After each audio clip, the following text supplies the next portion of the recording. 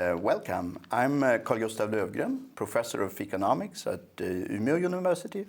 Next to me is Anne-Sophie Crépin, who holds a PhD in economics from Stockholm University. Together we have the pleasure of interviewing the winners of the 2002 Bank of Sweden Prize in Economic Sciences in memory of Alfred Nobel. The winners are Professor Daniel Kahneman from Princeton University and Professor Vernon Smith from George Mason University. Professor Kahneman is a psychologist who has changed the way economists think about decision-making, and in particular, decision-making under uncertainty. Professor Smith has taught economists how to conduct and learn from experiments, like in the sciences. And I'll ask you, Anne-Sophie, to ask the first question. Yes. Please, go ahead. Well, Professor Kahneman, what made you decide to become a scientist? I wanted to be a philosopher, actually. And I decided, became interested in psychology as a substitute for philosophy, as a way of answering questions about the human condition, but answering them by looking at facts rather than by discussing words. So that's how I became a psychologist. And Professor Smith, your answer to? Actually, I was interested in philosophy at one point.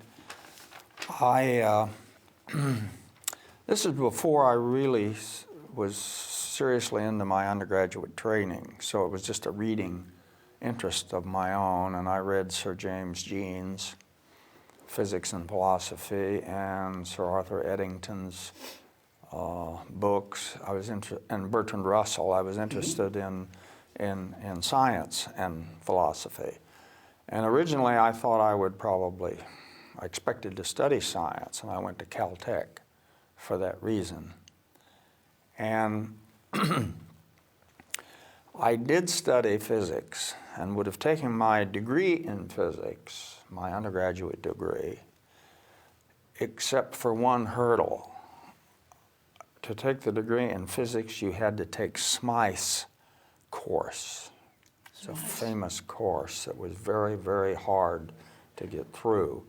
By taking my degree in electrical engineering, I didn't have to take Smythe's course, but I took everything else in physics. So I took electrical engineering because I chickened out of, and I wanted to finish on time, but I got interested in economics as a senior. I took a course in economics, and at the time I thought, well, you know, this just looks like physics. And little did I know how deceptive that was. But anyway, that was my naive view at the time. Okay. Well, if we turn to your research, I mean, one of you has shown that people are frequently irrational in their economic decision making, and the other has shown that the market mechanism works efficiently, at least in the lab. How would you reconcile these different views, seemingly different views? I mean, both of you have... Is this my question to me? Well, to both of you. Well, guess, yeah. let me begin. I think it's fairly simple. In experimental economics, we have three classes of results. We have situations in which people do better for themselves as individuals and as a group than is predicted by economic theory. Okay? Yes. I call that super rationality. We have a second class of results where the predictions of economic theory do very well.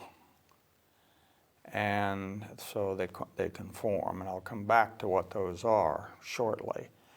And thirdly, we have results which people do not do as well as predicted by theory. The first is in two-person extensive form games, we use the term personal exchange there. They are, too many people cooperate relative to the predictions of economic theory. Not everyone in single play games, but up to half. And so we have to come to terms with that. The experiments where the theory of markets does extremely well is where we're talking about production and consumption markets, flows.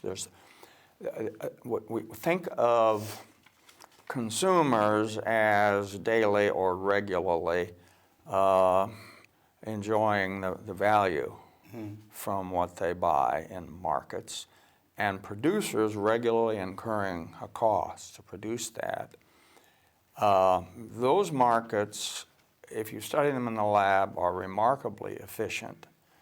And although their ability to converge to the equilibrium predicted by the theory varies with the institution, they basically all function quite well. The third class of phenomena where the predictions are not good is in what we call asset markets or capital markets. And there's an inherent uncertainty in stock markets, and we capture that in these laboratory games, and those do not converge quickly and easily to what you might call a rational expectations equilibrium.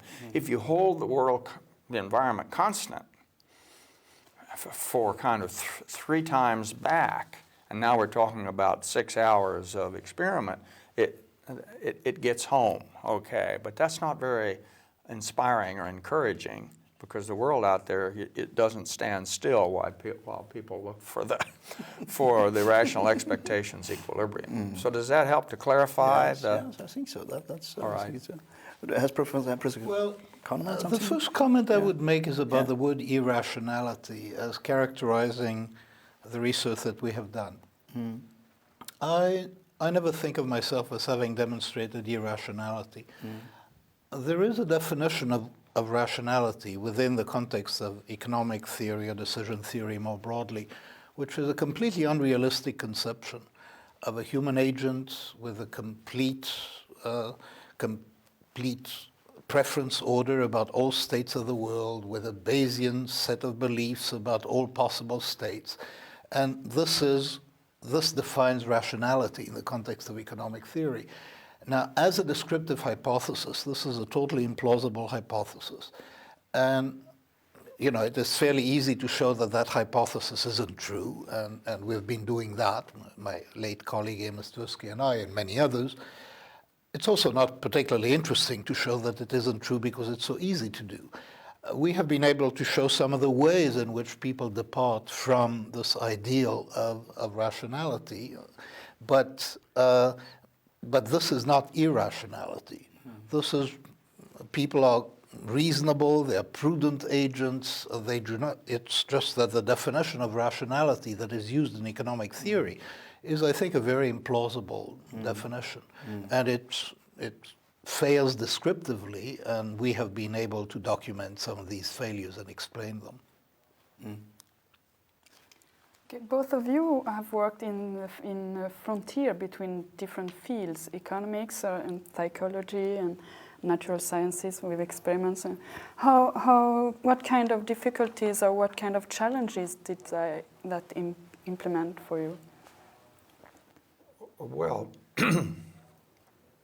I think if you are curious about some of the things we observe in economics, and you want to better understand this phenomena, whether it's in a laboratory or the field, I really think you have to reach outside of economics, because economics, although it has an incredible body of technique it's developed and a methodology that has value, it's much too, I think, restrictive to embrace the range of observation. So you have to reach outside.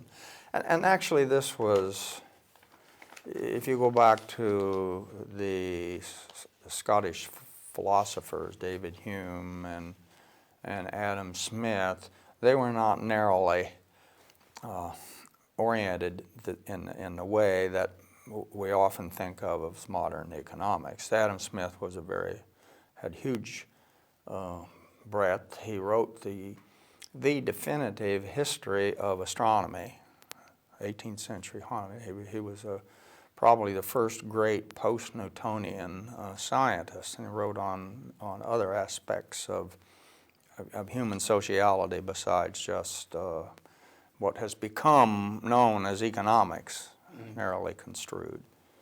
I guess he was And a professor of moral philosophy, wasn't he? Yes, yeah. well, yes. And of course, we didn't have a clear delineation of the fields like we have now.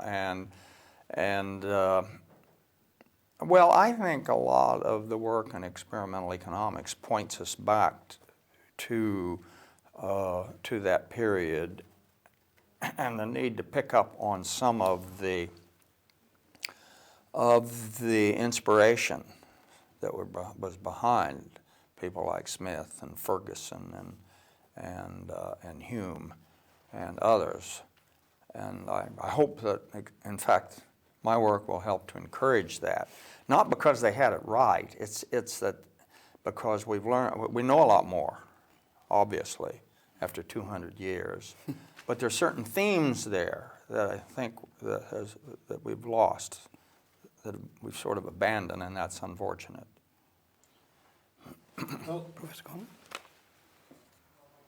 I started my work, Amos Tversky and I started working together on the field of judgment and decision making, and we were just doing psychology, so we were not intending to talk across the disciplines. But eventually, and that came as a bit of a surprise to us, the work that we did was to some extent influential in economics. I mean, this is of course why the prize is given, because of the influence. Now, what is remarkable to me about this is actually both the ease and the difficulty of communicating across disciplines. In our case, I think we've had a very easy time. You know, it's not that economists have flocked to the ideas that we're bringing. You know, behavioral economics is a minority movement, and not everybody is convinced of its value. But by and large, I would say that, you know, I have been quite surprised by, 20 years is a short time for ideas to have an effect, and, our ideas have had whatever influence they've had relatively quickly. What impresses me is how chancy this is. That is, this is entirely accidental. That is, the communication, if we had published exactly the same paper, which is cited in the award Prospect Theory, if we had published that word for word in Psychological Review, in the Journal of Psychological Theory, there would have been no Nobel Prize for this work today. So it was because it happened to be published in Econometrica that this happened. But also the most cited paper in Econometrica ever. Yes, but in part it is a very highly cited paper. I should add, this doesn't make it all that influential in economics, because most of the people who cite the paper are not economists. So I don't know, how many economists cite it. It's a well-known paper in economics as well. But if it had been published in another discipline, it would simply not have had an impact. And I think this is in part what Vernon is saying. Economists do not spontaneously look outside the discipline. So if you look at the journals that are cited in the economics literature, they tend to be economics journals. So we were quite lucky, in the sense of publishing in Econometrica, and we did that because it was a prestige journal for decision theory at that time. We thought we had a good paper, and so we sent it to the best journal that would publish it. And we were then lucky in a completely different way, in that a young and very brilliant economist, Richard Thaler, read about our work actually before it was published and was influenced by it. And he really not we, developed behavioral economics. So it was his doing. And it was through his work that our work became known. And he deserves a great deal of the credit for, what's happened since. Okay, and before we leave the research side of things, I mean, you published your papers, your award-winning papers before 50. Is there a life in research after 50, or is economics a young man's game, like mathematics? Or I'm sorry, published. your award-winning Before you paper? were 50. Yeah. Before I was 50, Yeah. not before. You were age 35, I 50. think, or something like that. Well, I think that's probably not unusual across most of the prizes, although I'm just conjecturing that that's probably true. Certainly Albert Einstein had some of his basic insights before he was of age. And particularly I think that's true in physics, that it's young minds that tend to get inspired. I think it's also has to do with the sociology of professional work. It's young people who chart new courses that change things. It's not the existing scientific community that suddenly has a transformation. And my friend Paul Samuelson points out that science progresses funeral by funeral. Well, I mean, to your question of whether there is life after 50, I certainly hope so. And I think Vernon has done some of the work that has done wonderful work in very recent years. So there may be life after 70, and to some extent, this again is accidental and is self-selection. That is, if you're going to have people who are going to have important ideas, they may have them fairly early in their career, and then they spend the rest of their careers elaborating on these ideas.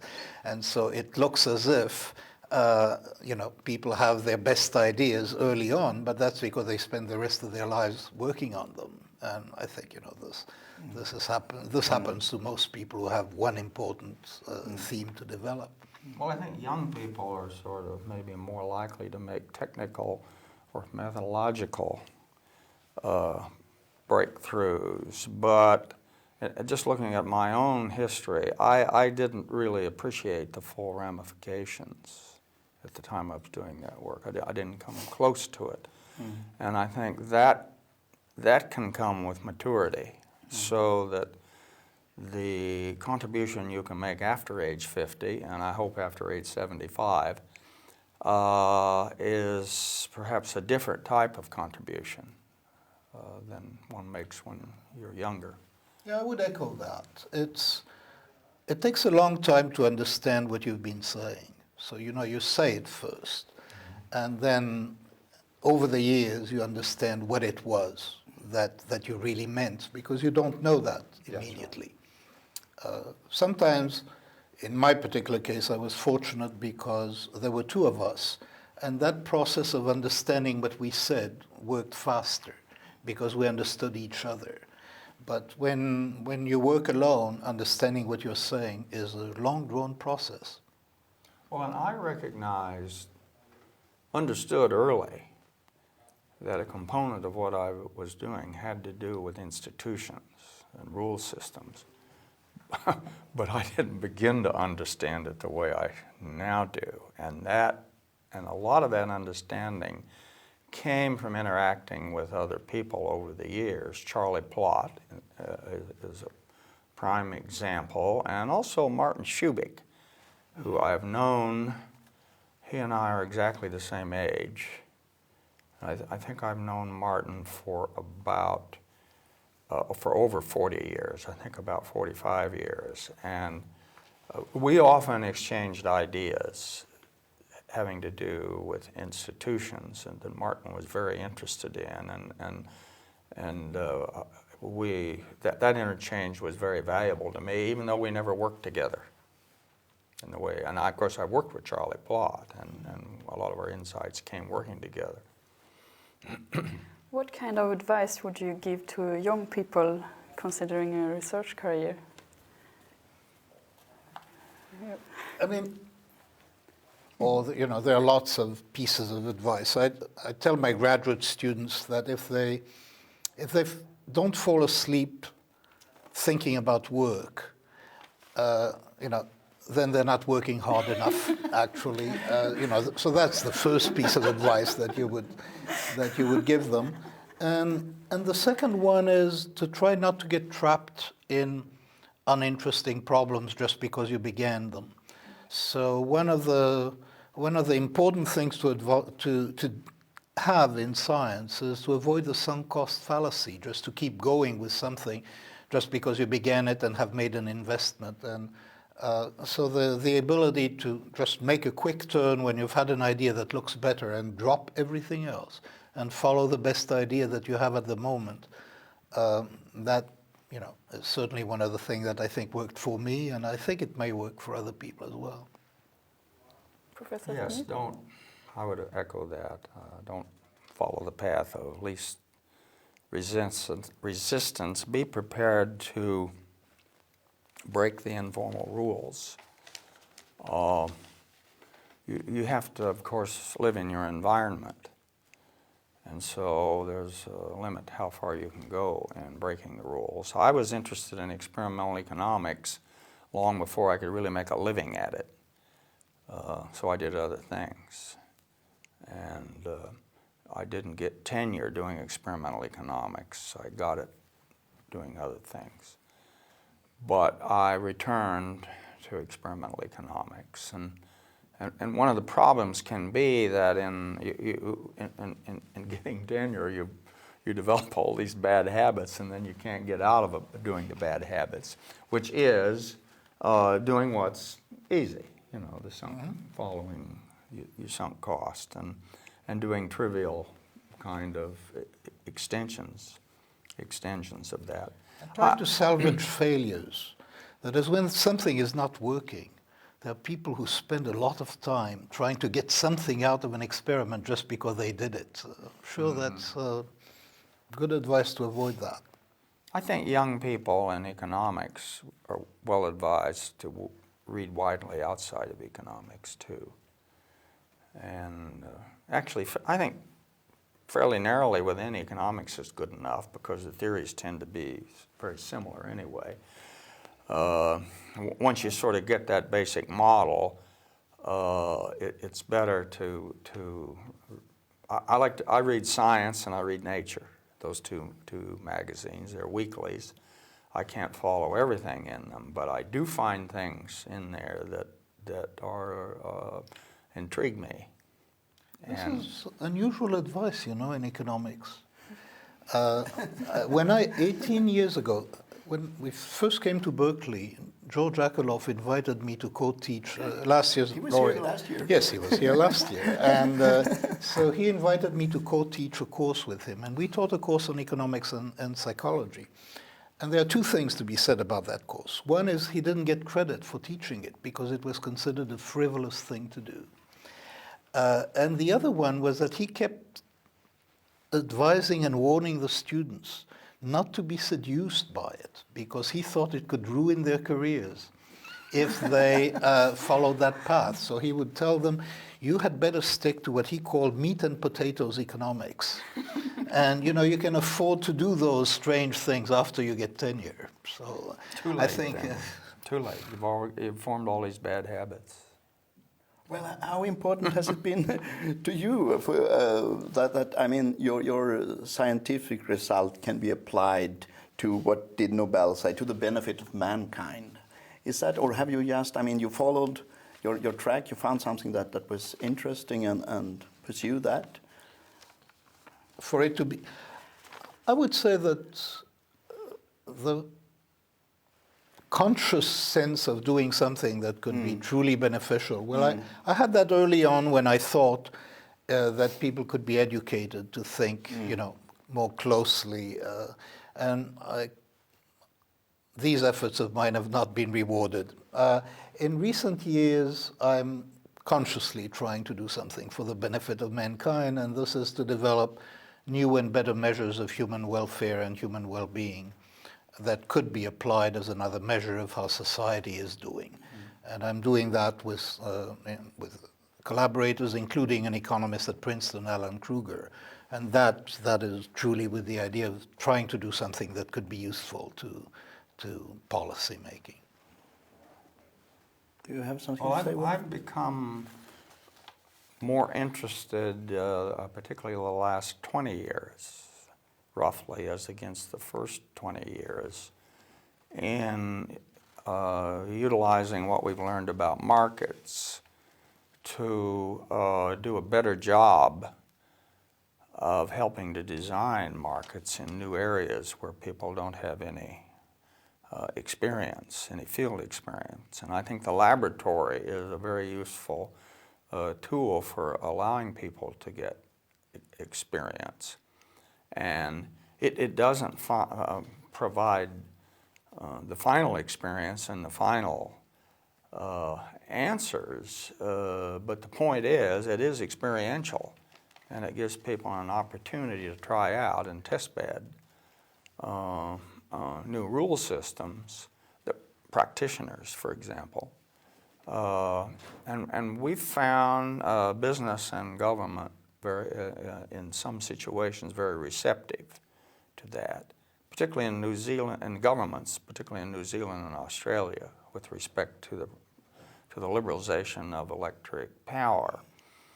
And I think we've seen in the California fiasco, in the California fiasco, I think you can see how bad things can be if you don't think about some fundamental issues.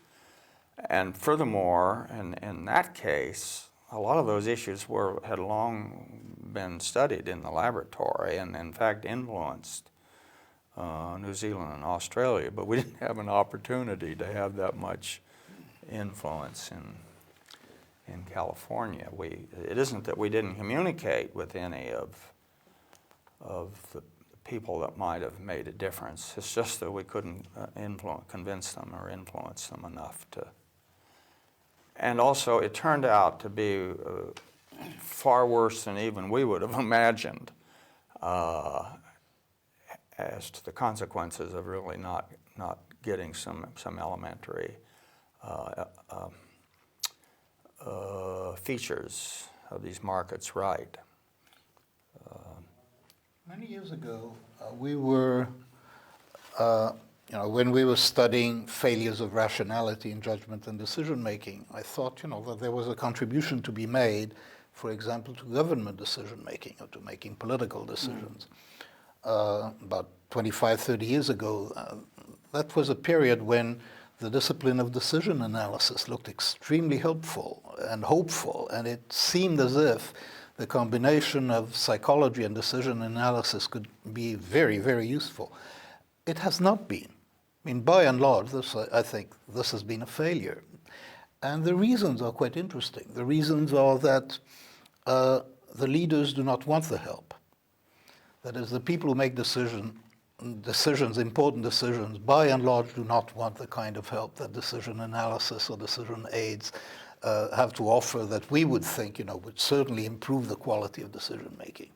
So there is a great deal of resistance, and that by itself is quite interesting. That it's been 30 or 40 years, since decision analysis was first proposed, and by and large, very little has happened. Well, after this interesting word, I would like to thank you on the behalf of the Nobel Foundation for giving us this interview. Thank you very much, both of you. Thank you very much. Thank you. It's a pleasure to be here. Thank you.